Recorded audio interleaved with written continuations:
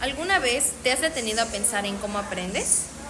Más allá de solo acumular información, existe un proceso que nos permite regular y mejorar nuestra forma de pensar.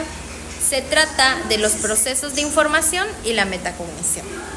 Es por eso que en este video exploraremos cómo funciona nuestra mente, cómo aprendemos, cómo organizamos la información que recibimos y también cómo la percibimos. Y sobre todo, cómo ser un poco más conscientes de nuestra forma de pensar para así generar un aprendizaje eficaz.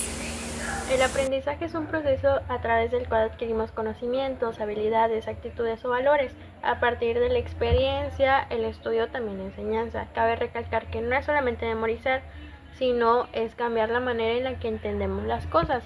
Hay una teoría que me llama mucho la atención, que es la de Auswell, que fue un psicólogo y pedagogo, quien propuso la teoría del aprendizaje significativo. ¿Pero qué es el aprendizaje significativo? Significa que aprendemos mejor cuando los nuevos conocimientos se relacionan de forma lógica y coherente con lo que ya sabíamos. O sea que el aprendizaje es más profundo cuando le encontramos un sentido a lo que ya estábamos estudiando. Por ejemplo, entender la fotosíntesis sería más fácil cuando ya relacionas que esto tiene que estar relacionado con las plantas. Y a diferencia del aprendizaje mecánico, que es cuando solo memorizamos sin comprender, pues sería que esto es más fácil de entenderlo. Y en resumen, el aprendizaje no es solamente guardar información como que si fuéramos un USB o el típico aprendizaje bancario, que sería como transferir los conocimientos, sino que sería conectar ideas, darle sentido a lo que estudiamos y transformarnos a partir de eso. Y además, hay que usar estrategias como organizadores gráficos, mapas mentales o ejemplos prácticos, y así tendríamos un aprendizaje estratégico. Y bueno, es importante recordar que aprender con sentido es aprender para siempre. Los procesos cognitivos son operaciones mentales que realiza el cerebro para la retención de información, la toma de decisiones y para entender al mundo en general. Ellas van acompañadas de la percepción, la memoria, la atención, el pensamiento y el lenguaje. Cada uno tiene su función en el proceso cognitivo. La percepción capta la información a través de los sentidos y la convierte en la realidad. Retomando la percepción, tenemos los sentidos, los cuales son el tacto, la vista, el olfato y de forma auditiva. Atención, organiza y focaliza la atención que se necesita. Pensamiento, procesa la información de forma abstracta, resuelve problemas y toma decisiones.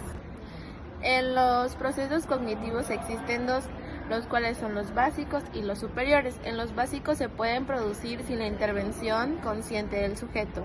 Además, tiene una raíz biológica. Aún así, conjuntamente con el crecimiento, el sujeto puede lograr cierto grado de control de ese tipo de proceso. En los superiores, supone el nivel máximo de interacción de la información.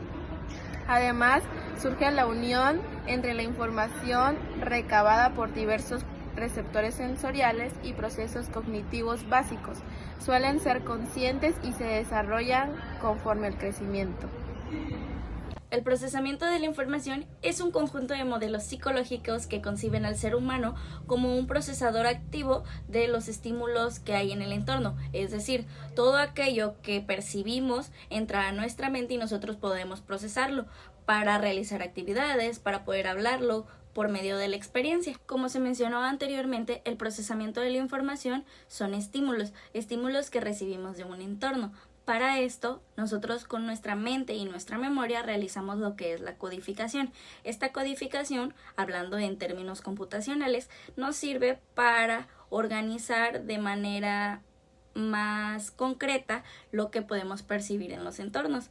Esto nos sirve para nosotros poder desarrollarnos y poder realizar lo que es el habla, el movimiento, gracias a nuestra mente.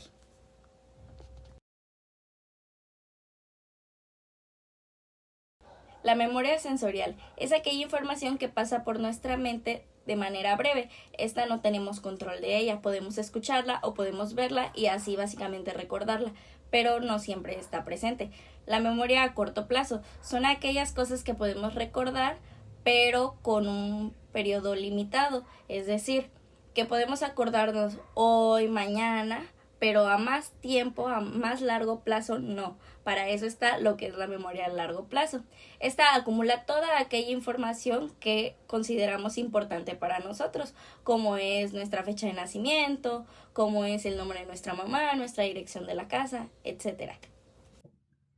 Las estrategias de aprendizaje son conductas y pensamientos que usa un aprendiz durante el aprendizaje para influir en su proceso de codificación. Wentermey y Myers. También es un proceso de toma de decisiones conscientes e intencionales, en los cuales el alumno elige y recupera de manera coordinada los conocimientos que desea complementar. En otras palabras, las estrategias de aprendizaje serían como una guía para esos objetivos de aprendizaje que desean alcanzar. Elementos claves son la selección, organización de la información, que serían los procesos cognitivos que tiene un alumno en cómo relaciona un conocimiento previo con uno nuevo. Y lo último sería la elaboración de la información. De ahí la importancia de ese proceso para que los profesores retomen conscientemente y reflexivamente estos puntos, en cómo aplican nuevos y diferentes técnicas y actividades para un objetivo de aprendizaje en el aula. El propósito de las estrategias de aprendizaje son que deben ser coherentes a la concepción pedagógica que imparta la institución educativa. Asimismo, compartiendo o teniendo los componentes de la planificación curricular de la escuela.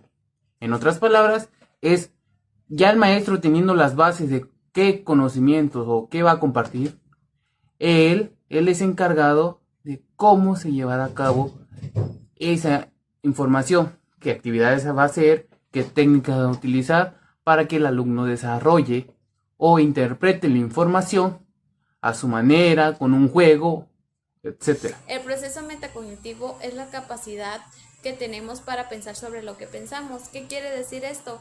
Que nosotros somos conscientes de cómo aprendemos, de cómo resolvemos problemas y de qué estrategias usamos para poder aprender mejor. En este se incluyen dos conceptos principales, en la cual la primera es el conocimiento metacognitivo, que es saber qué sabemos y cómo aprendemos, y está la segunda, que es la regulación metacognitiva, que es saber cuándo y cómo utilizar estrategias para poder aprender mejor, para poder resumir, para hacer preguntas, para poder repasar.